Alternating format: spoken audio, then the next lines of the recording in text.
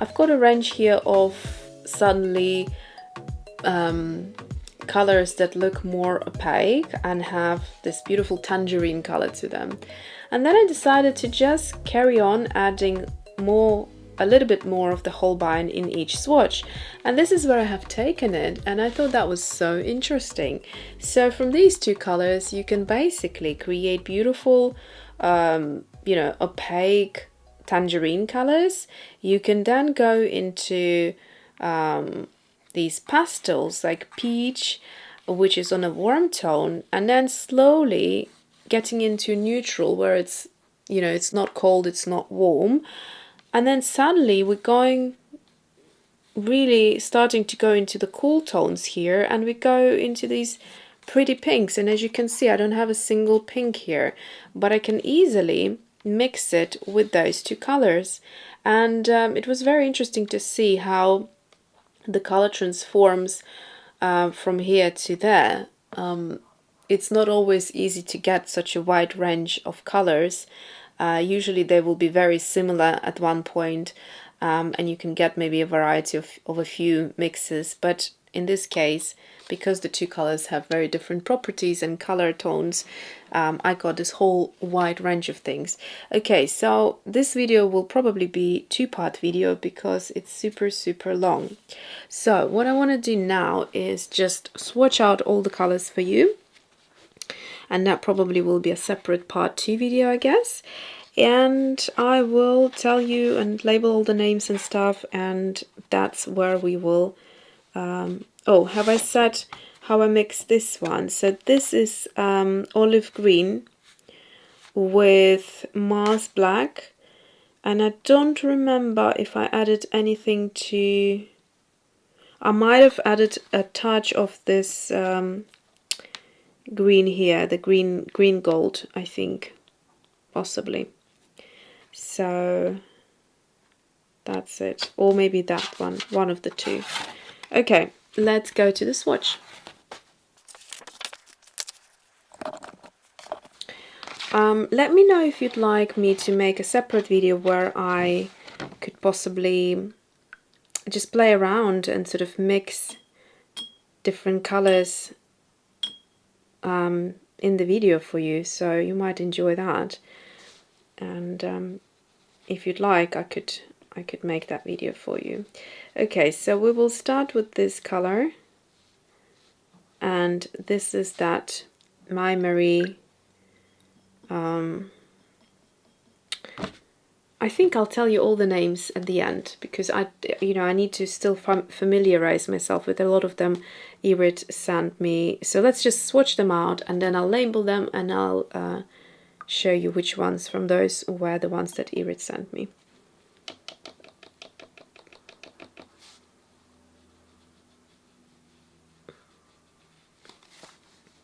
So this is a milky yellow, and it's great. It has opacity to it, but not as opaque as that Schminke rutile yellow. So it's great to be using for mixes as well as on its own. It's a beautiful color. And then I have this bright green, which is beautiful. I love the color on its own, but also in mixes it's gorgeous. This particular color, it's pretty on its own. I don't see myself using it though. I like looking at it, but I'm not sure I would use it as it is, but it's great for mixing. Next one is that brilliant Jaune, either 1 or 2. I don't remember which one is what. One is more peach and the other one is pink. Now, really, if you didn't have such a big option for colors and you wanted rather to add something quite different, then you could do that. You could take out one of those, and probably I would take out the pink version, because as we saw, there is enough pinks you can. They're nothing like this. This is more of a peach pink, but you could mix similar colors. So yeah, I think this is easier to mix than that, in my opinion. And then we have buff titanium, which is a must-have. There was a time when I would take out all of the opaque colors from my palette, and the palette I'm talking about is the White Nights.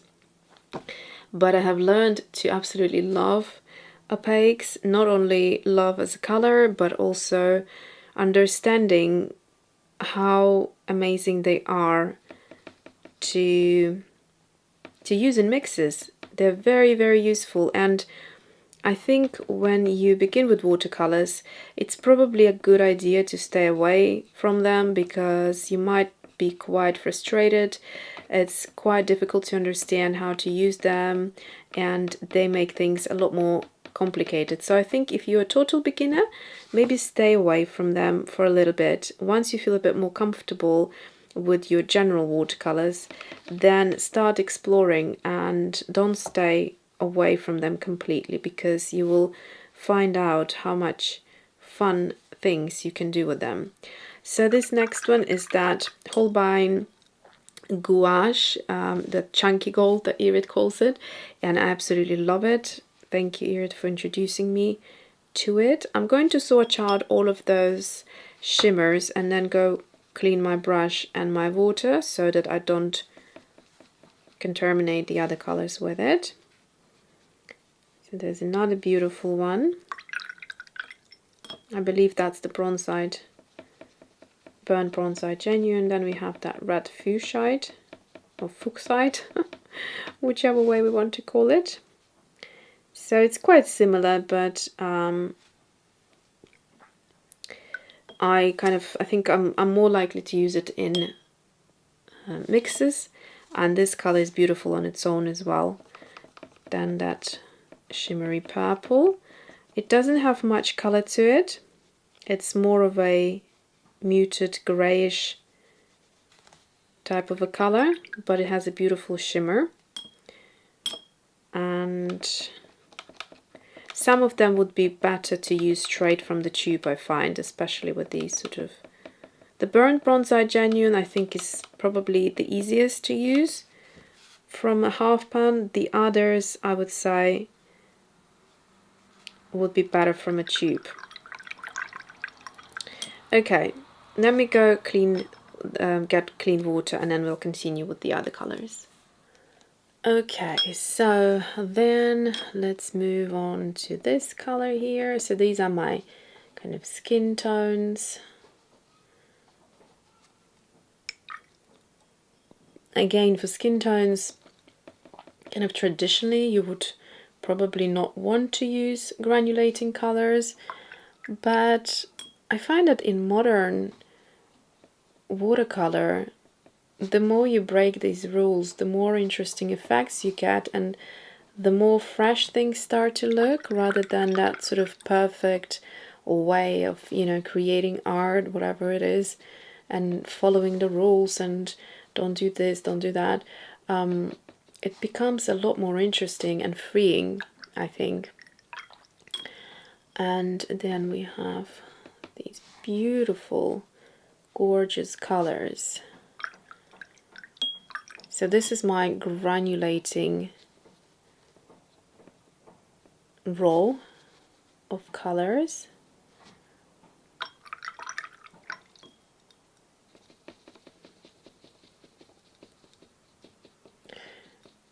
I'm starting to speed up a little because I need to go and pick up my little one very soon, and I need to get ready as well. And yeah, so a little bit in a rush.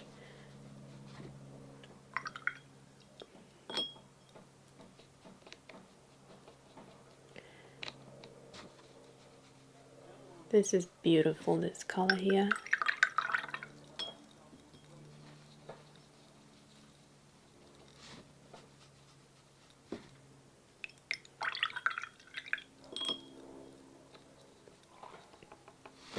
So as you can see in this palette, I have a nice range of fun colors, colors that are on a muted kind of autumnal color spectrum, and I feel like I could do a lot of things, and I feel like I could actually, you know, enjoy this palette beyond the months of autumn, and it could be like, it could become my staple palette.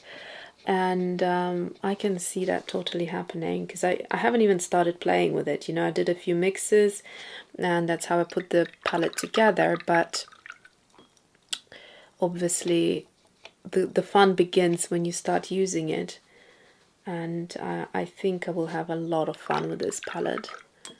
It's very out there, I find. It's not a palette I would dare to use a couple of years ago. I wouldn't be comfortable, I think.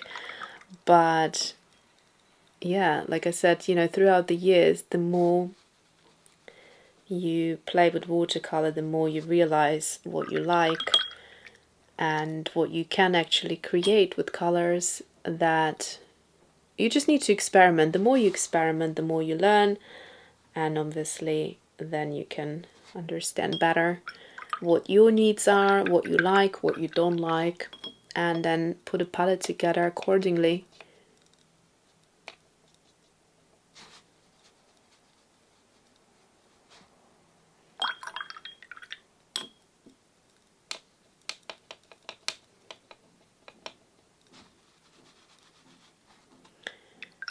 So we're getting there. I think I will need to let this dry, and then maybe later in the afternoon, if I can, I will label them. I definitely will, because I want to tell you exactly what color is what.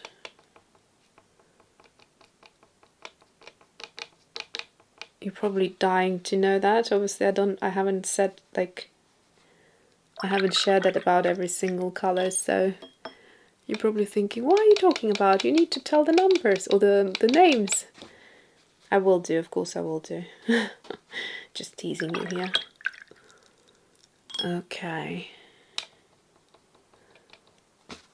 So there's the turquoise, cobalt turquoise, and then the last one, you will know if you're into Daniel Smith watercolors, that's the cobalt. Sorry, not cobalt. The Cascade Green, that's it. Okay, so I need to get ready now to go pick up my son. So these will dry naturally, and it's the better thing to do. I learned as well over the years, but obviously if I'm creating and I need things to move quite fast, I would pull out my heat gun to, you know, give them a little bit of a blast of the hot air. But let's just do it naturally drying, and then I will label all of them and come back and show you again. Alright, this is about half a day later. I have managed to tidy things up and move back to my usual setting. As you will notice, there's loads of things going on. Sorry about the noise outside. Loads of colors and tubes all over my desk. So I just finished doing everything with the palette, so that means I can tidy up finally. But here is here are the swatches, and I have titled all of them, so let me go through and show you exactly what they look like. I will give you a little close-up later, but let's start. So Maimeri Blue, Naples Yellow, then we have Mijello Mission Gold, Leaf Green, Holbein Lilac, Mijello Mission Gold, Jaune Brilliant number 1, Mijello Mission Gold, Jaune Brilliant number 2, Daniel Smith Buff Titanium, Holbein Gouache Brilliant Gold, Daniel Smith Burned Bronzite Genuine, Daniel Smith Red Fuchsite, Daniel Smith Sugilite Genuine, Daniel Smith Fuchsite Genuine, Daniel Smith Sedona Genuine. All of these are Daniel Smiths up to here. So we have Lunar Earth, Roasted French Ochre, English Red Earth, Lunar Red Rock, Hammerlite, Hammerlite, Burnt Scarlet Genuine, Daniel Smith, last one, Tiger's Eye Genuine. Then we have a mix of different brands here, so Schminke Mars Black, Rembrandt Dusk Pink, Daniel Smith Sodalite Genuine, again Daniel Smith Viridian, Schminke Chromium Oxide Green. Then we have Winsor Newton Titanium White, Shinhan Purple Grey, Daniel Smith Naphthalite Maroon, Daniel Smith Deep Scarlet, Daniel Smith Aussie Red Gold. Then we have Rembrandt Burnt Sienna, Daniel Smith Goethite, which is brown ochre, Schminke Yellow Raw Ochre, Daniel Smith Olive Green, Daniel Smith Green Gold, Schminke Cobalt Turquoise, and Daniel Smith Cascade Green. So that brings it to 35 colors for the autumn. And I'm going to give you now a close-up. So these colors are really, really, really beautiful. Love the granulation in most of them.